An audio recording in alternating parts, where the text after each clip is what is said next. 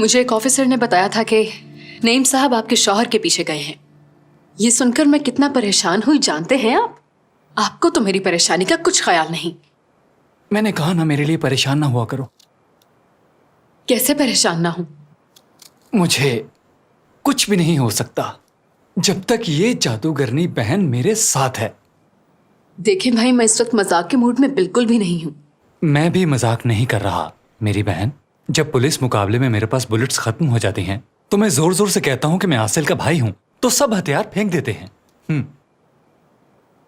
आप दुनिया के सबसे बड़े झूठे भाई हैं।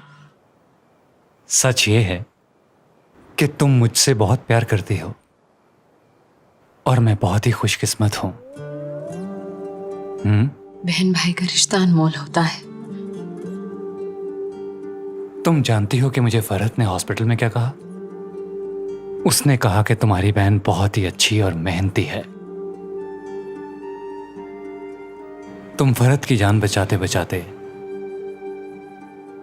शायद उससे मोहब्बत करने लगी हो। मैं एक डॉक्टर हूं भाई, और ये मेरा फर्ज बनता है।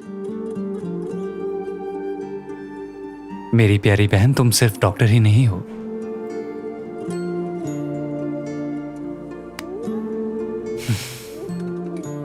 तुम चाहती हो ना उसे?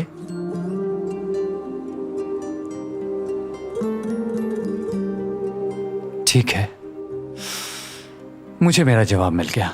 जब मैंने आपसे कुछ कहा ही नहीं भाई, तो आपको जवाब कहां से मिल गया? होता है, कभी कभार खामोशी में भी जवाब होता है। पर मेरे पास तुम्हारे लिए बुरी खबर है। चाहे तुम उससे जितनी मोहब्बत करो, मैं उसे जेल पहुंचा कर ही रहूंगा। ठीक है।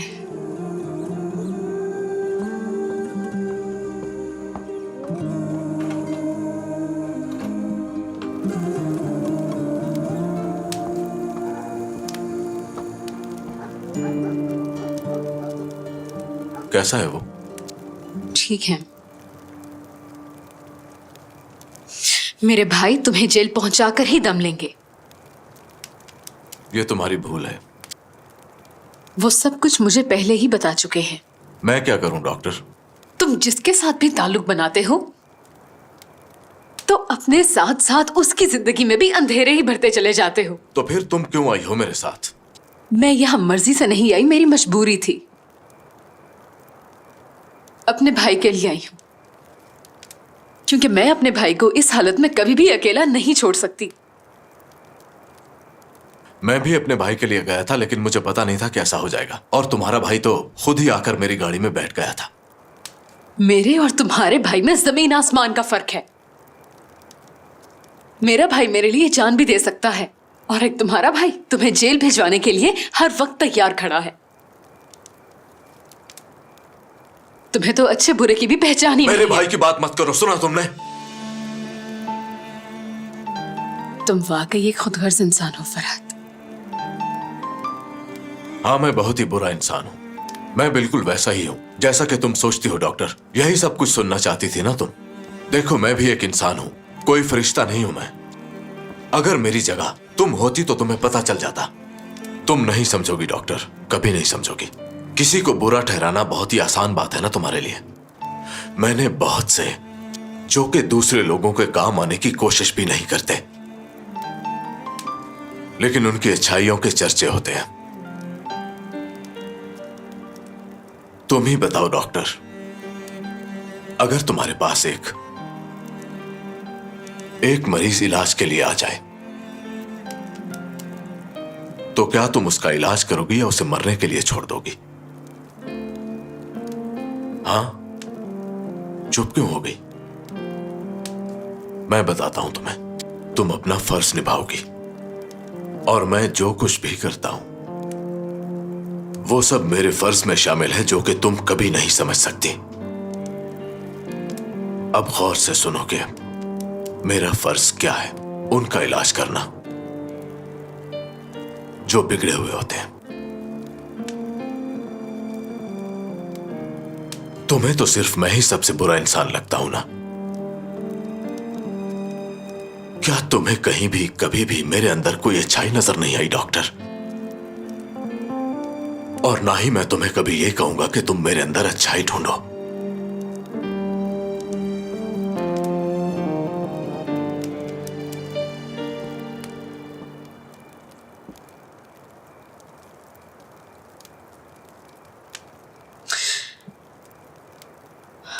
पता नहीं तुम मेरी बात क्यों नहीं समझ रहे। इंसान को अपने किए का भुगतना ही पड़ता है। तुम अपनी जगह बिल्कुल ठीक कह रही हो डॉक्टर। तुम कभी मेरी जगह सोचो, फिर पता चलेगा तुम्हें। मुझे अच्छी तरह याद है जब मैं मौत के मुंह में था तो तुमने मेरी जान बचाई। ये एहसान है तुम्हारा मुझ पर। याद रखना, मैं किसी का एहसान कभी भी नहीं भूलता। देखो डॉक्टर, मैंने तुम्हें अपनी जिंदगी में शामिल किया, इज्जत दी है मैंने तुम्हें, लेकिन मैं कभी भी तुम्हें यह इजाजत कभी नहीं दूंगा कि तुम मेरी जिंदगी में मदाखलत करो। मैं तुम्हें कुछ गलत नहीं कहना चाहता और ना ही तुम्हारा दिल तोड़ना चाहता हूं।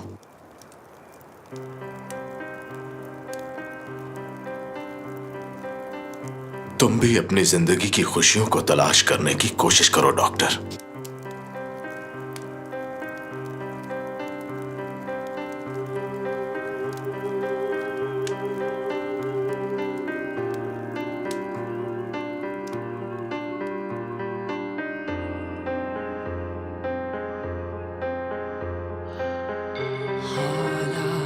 İçimde bir şey sanki umuda benziyor, bana unutma diyor. Susuyorum, susuyorum. Orada uzakta bir yerde artık zayıflayan bir ses bana vazgeçme diyor. Duyuyorum, duyuyorum. तुम इतने बुरे हो के तुम्हें दूसरों में भी बुराइयां ही नजर आती हैं। Sessizce ince buz üstünde yürüyorum. Önünde duvarlar, gözlerimde bağlar, alevler içinden geçiyorum. Hayat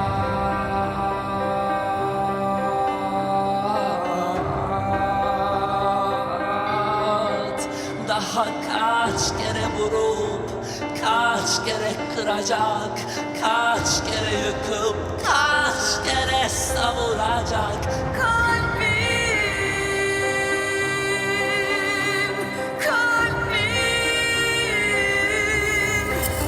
daha kaç kere çarpıp kaç kere duracak, kaç kere inanıp kaç kere unutacak. Hayat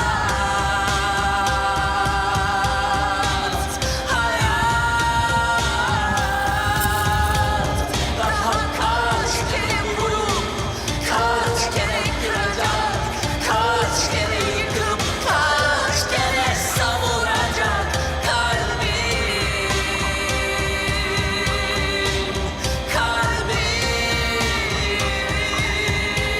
daha kaç kere çarpıp kaç kere duracak, kaç kere inanıp kaç kere unutacak.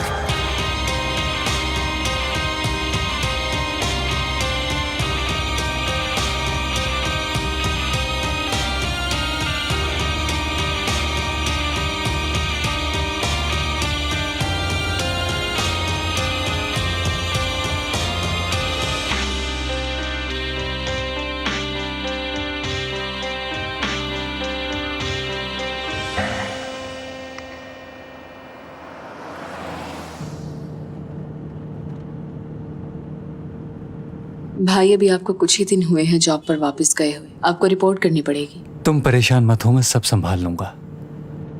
ठीक है। घर जा रहे हो क्या? हाँ जाहिर है, अब जाना तो है। बस अपना ख्याल रखना तुम। आप दोनों एक साथ अच्छे लग रहे हैं, बहुत अच्छी जोड़ी लग रही है। क्या कह रही हो? कैसी जोड़ी?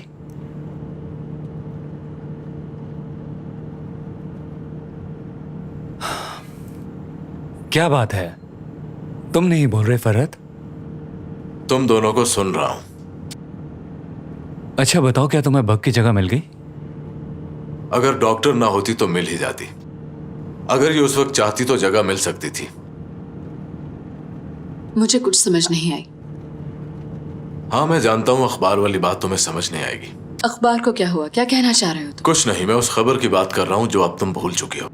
और ये भी जानता हूं कि अब तुम अपनी उस सहेली के पास भी जाओगी जिसे खुशबू का फर्क ही नहीं पता। अगर इतना ही मसला है तो खुद कह लेना।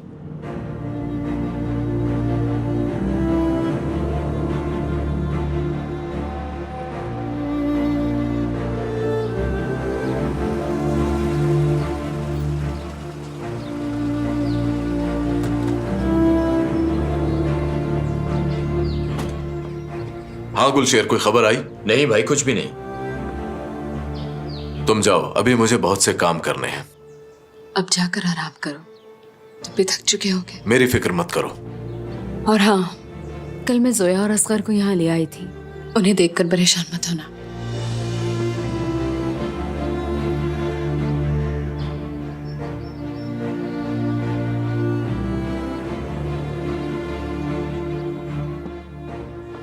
जोया कहाँ है? जी वो ऊपर कमरे में है। तुम कहाँ थे फरहत? आप आइए, मैंने कोई जरूरी बात करनी है।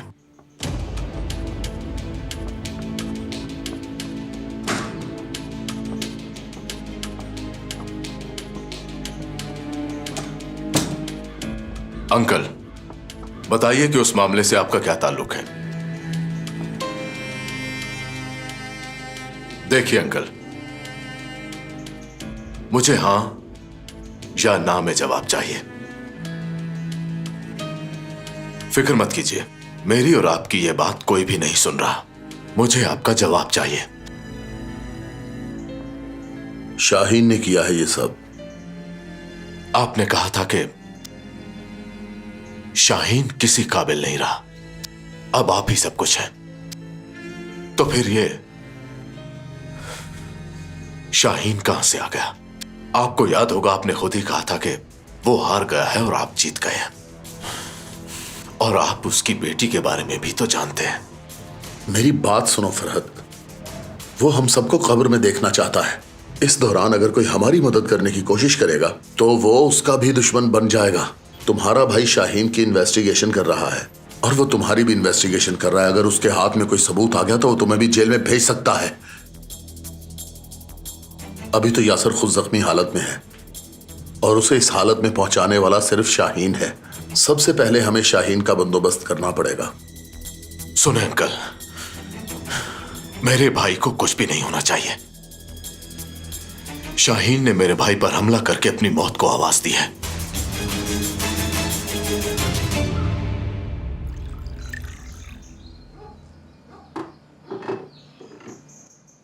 कहाँ पर थी तुम? मुझे नजर नहीं आई।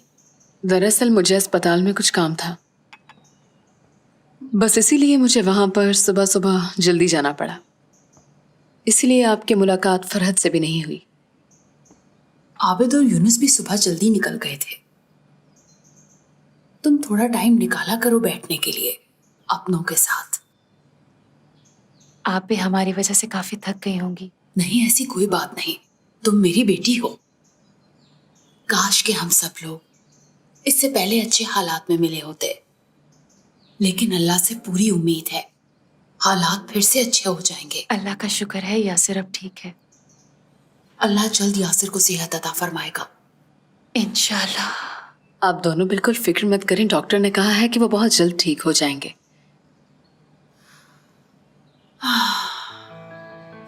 जब मुझे नेमत ने बताया तो कि यासिर पे हमला हो गया है तो मेरा दिल ही डूब गया। मुझे तो ऐसे लगा जैसे गोली उसे नहीं मुझे लग गई हो। अगर उसे कुछ हो जाता तो मैं भी मर जाती। ओह, मुझे ऐसे लगता है कि खुदा मेरा इम्तिहान ले रहा है। ऐ अल्लाह, मेरे बेटे की हिफाजत फरमाना। अब वो पहले से बहुत बेहतर है, बहुत जल्द ठीक होकर आ जाएंगे। आप बिल्कुल फिक्र मत करें। अब तो आपकी बहू और आपका पोता भी आपके साथ है।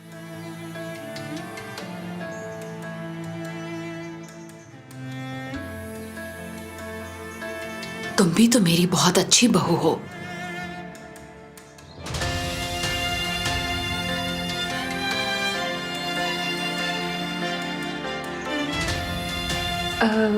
असगर अभी जागा नहीं, मैं उसे देख कर आती हूँ।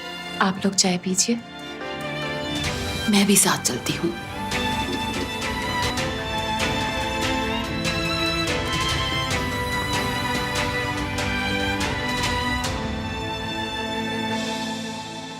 तुम बहुत बदल गए हो फरहत। मैं नहीं बदला अंकल। आप क्या चाहते हैं कि मैं अपने भाई का बदला ना लूं उससे? अगर आप मेरी जगह होते तो क्या करते? मुझसे कहां छुपेगा वो? और तुम पुलिस की आप मदद चाहते हैं जो उसने किया मैं भूल जाऊं क्या? तुम पुलिस की मदद ले रहे हो, और वो भी अपनी बीवी के भाई की।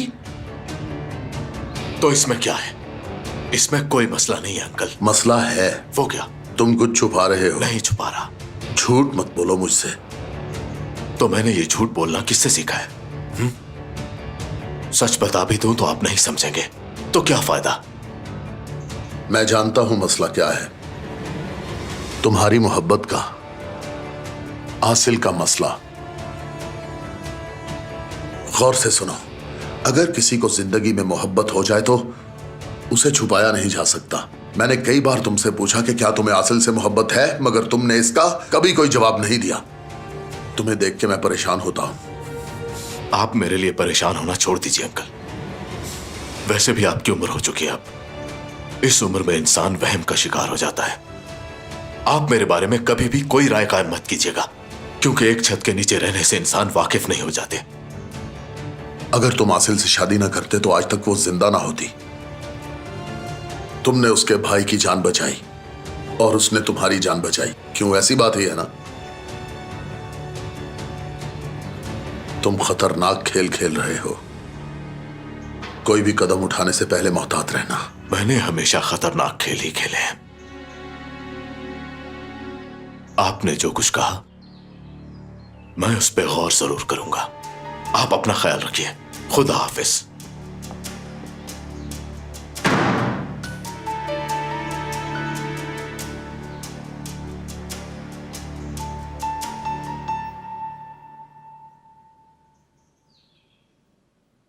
अभी बुखार है।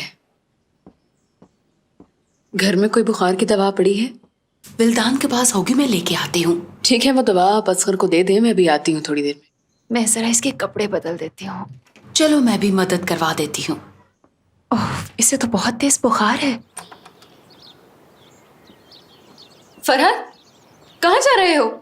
कुछ तो बताओ, बात क्यों नहीं करते? पीछे हट जाओ डॉक्टर। नहीं हटूंगी। मैंने कहा तुम्हें पीछे बताना हट जाओ। पड़ेगा। सुना नहीं है क्या तुमने? जोया और असगर ऊपर हैं। तुमने ये क्या किया? उनसे मिले तक भी नहीं, और अब चोरों की तरह मुंह छुपाकर घर से भाग रहे हो तुम। उनकी खैरियत मालूम करना मुश्किल है क्या? अगर उन्हें पूछ लोगे कि उन्हें किस चीज की जरूरत है तो क्या हर्ज हो जाएगा? फरहत, तुम किसी काम से नहीं जा रहे, सब ड्रामा है ये। उन्हें इस वक्त तुम्हारी जरूरत है, समझ रहे हो तुम? तुम्हारे बिस्तर पर जो बच्चा लेटा है भतीजा है तुम्हारा। जानते हो उसे कितना सख्त बुखार है। जोया कितनी परेशान है, इसका एहसास है क्या? और असगर का बाप, वो तो उसके पास है भी नहीं। और एक चचा होने के नाते तुम्हारा ये फर्ज बनता है कि इस हालत में तुम उस मासूम बच्चे का ख्याल रखो, उसे तसल्ली दो कि उसके बाबा जल्द ही आ जाएंगे। मेरी बात का जवाब दो। फरहत, मैं इतना कुछ बोले जा रही हूं और तुम्हें कोई परवाह ही नहीं है। खुदा के लिए कुछ तो बोलो फरहत। अपने रिश्ते क्या होते हैं ये उनसे जाकर जानो जिनके नहीं होते। जिसका कोई नहीं होता उसे ही अपने रिश्तों की परवाह होती है। अपने रिश्तों की कदर करना जानो। सुना? अभी भी मेरी बात को समझने की कोशिश करो, वरना जिंदगी में बहुत ज्यादा पछताओगे। अपने अंदर एहसास पैदा करो। सुना तुमने? मैंने और नईम भाई ने अपनी जिंदगी में बहुत कुछ खोया है, जिंदगी की तलखियां देखी हैं। मैं जानती हूं कि रिश्तों की क्या कदर होती है। जाओ और बैठकर उनसे बातें करो, उन्हें तुम्हारी जरूरत है। वो बच्चा तुम्हारे प्यार का मुंतजिर है। जाओ और जाकर उसे अपने गले से लगा लो। तुम देख लेना वो कितना खुश होगा।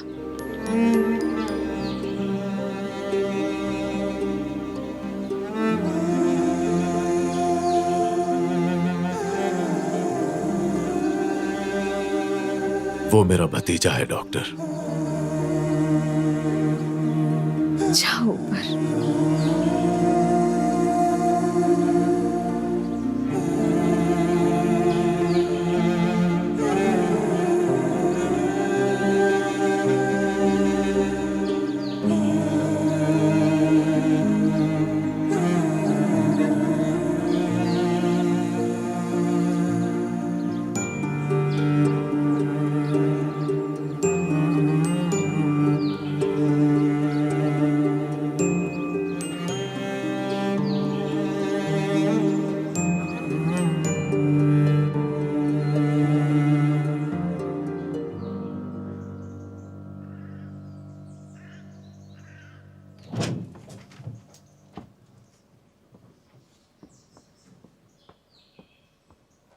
सुनो जोया, पानी में थोड़ा सा सिरका डाल के उसको चूल्हे पे रख के थोड़ा गर्म कर लो। हम बाहर जाते हैं।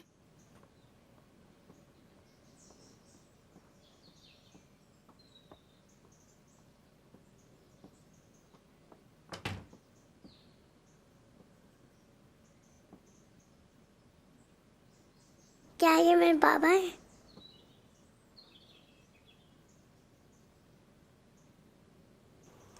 हाँ। क्या आप मुझे गाने सुनाएंगे?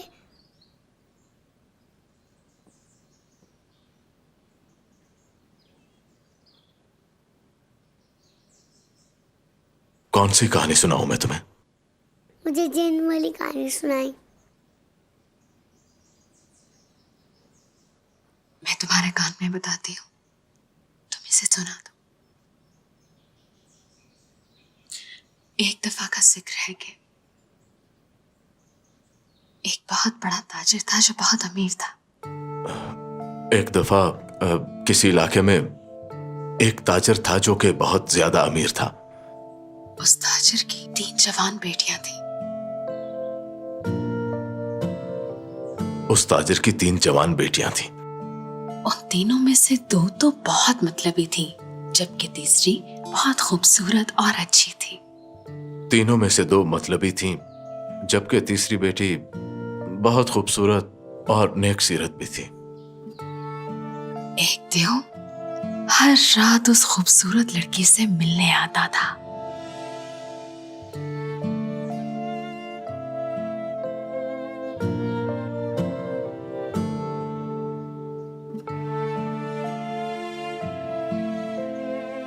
एक देव हर रात उसे मिलने के लिए आता था। उस लड़की को पसंद करता था वो। उस खूबसूरत लड़की को उस देव से रोजाना मिलने की आदत हो चुकी थी।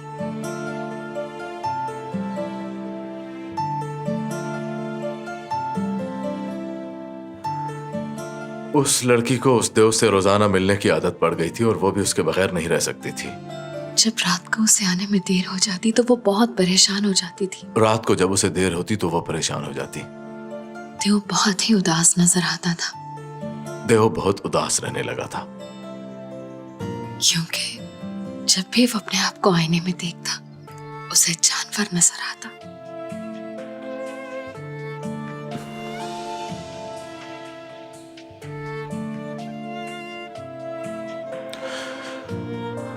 और उसके उदास रहने की असल वजह यह थी कि वो बहुत ही बदसूरत था। देव हमेशा यही सोचता रहता था कि क्या वो खूबसूरत लड़की कभी उससे प्यार करेगी। वो हर वक्त यही बात सोचता रहता था कि ये कहानी बच्चे को सुनाने वाली है।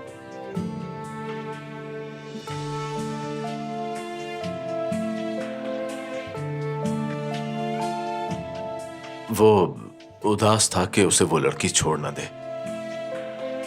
वो हर वक्त रोता रहता।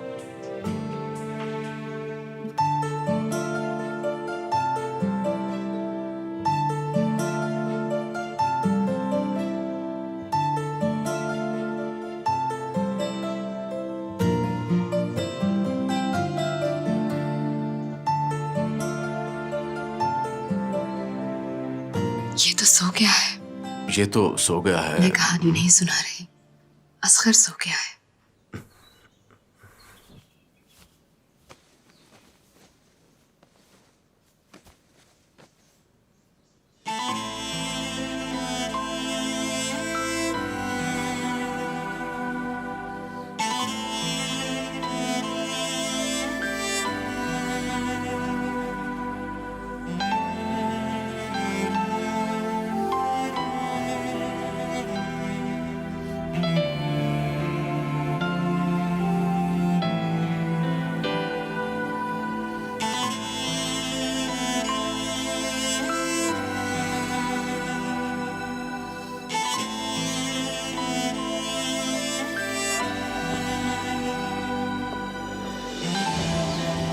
जोया! जोया! दरवाजा खोलो जोया!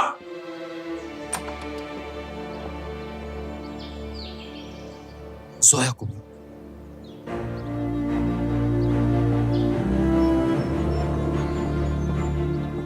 यासिर, तुम आ गए? जोया, जल्दी करो, असगर को बुलाओ, हम जा रहे हैं। असगर को तो बहुत तेज बुखार है। सुना नहीं तुमने मैंने क्या कहा? अभी बीमार है वो। जोया, मैंने तुम्हें क्या कहा? असगर को लाओ। तुम यहां पर लेने के आई थी। इन्हें मैं यहाँ लाई हूँ। आसिल देखो, ये हमारा जाती मामला है, तुम इसमें दखल ना दो। ठीक है। जोया, तुम्हें समझ नहीं आई? आप बहुत चिल्ला रहे हैं प्रोसिक्यूटर साहब। खुदा के लिए यासिर, आहिस्ता बोलो। असगर को बहुत तेज बुखार है, उसे बहुत मुश्किल से सुलाया मैंने। मैं उसे यहां से लेकर जा रहा हूं। आओ मेरे साथ आओ। जोया, रुक जाओ।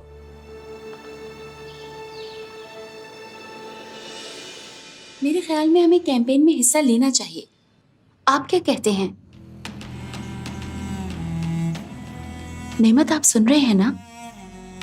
हाँ, मैं सुन रहा हूं, तुम बोलो। क्या वजह है? आजकल आप कुछ कंफ्यूज नजर आ रहे हैं। काफी दिन हो गए हैं, मेरी तरफ भी तवज्जो नहीं दे रहे।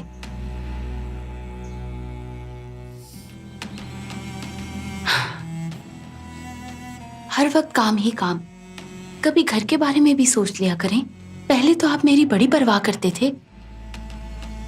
अदीला, तुम्हें तो इस वक्त मेरा साथ देना चाहिए। नेमत, मैं आपके साथ हूं और हमेशा रहूंगी, लेकिन अब आप मुझसे मोहब्बत नहीं करते। ऐसा कुछ नहीं। तो फिर मुझे बताएं, आपने मुझे खाने की मेज पर क्यों नहीं बुलाया? क्या वजह थी? उस सफिया को देखें जिसे जुमा 8 दिन हुए हैं इस घर में आए हुए। वो सबसे पहले मेज के गिर्द इस तरह जाकर बैठ जाती है कि वही अकेली मालिक है और बाकी सब लोग जैसे उसके गुलाम हैं। अदीला, वाह नेमत, अब तो यासिर साहब भी यहाँ पहुंच गए। अब इस घर में इसी तरह तमाशा लगा रहेगा। आप कहना क्या चाहती हैं? क्या बात है नेमत, कहीं सो तो नहीं रहे? बाहर यासिर ने झगड़ा शुरू किया हुआ है। तुम मेरे बीवी बच्चों को यहाँ क्यों लेकर आए हो? तुम कौन होते हो मेरी जिंदगी में दखल देने वाले? बताओ मुझे, बोलते क्यों नहीं? हाँ, एक अपाहिज आदमी को मारते हुए तुम्हें डर लग रहा है ना? मारो ना मुझे। मैंने तुमसे पहले भी कहा था कि मेरे बीवी बच्चों से दूर रहना। तुम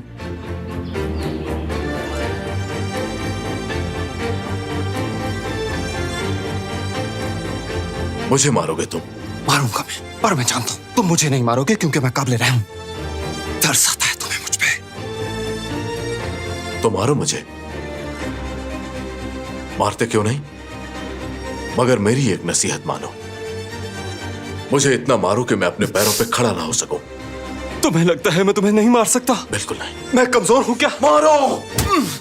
यासिर, ये क्या किया? यासिर, क्या कर रहे हो? फरहत को क्यों मार रहे हो? बीच में नहीं आएगा, सब लोग पीछे हट जाओ। भाई सुना नहीं तुम लोगों ने?